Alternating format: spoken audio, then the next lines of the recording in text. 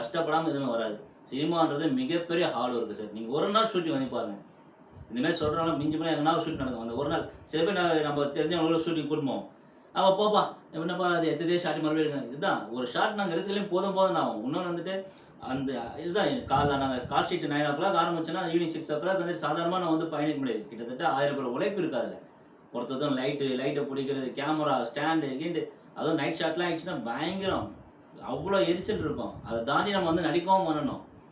Eat அவ்வளோ குடுக்கும். சாதாரண விஷயம் கிடையாது சார். சினிமான்றது மிகப்பெரிய ஹார்ட் ஒர்க்கு. இது வந்து நெறைய பேருக்குள்ள சொல்லலாம். என்னென்னமோ சொல்லுவாங்க. அது நான் நான் சொல்லக்கூடாது.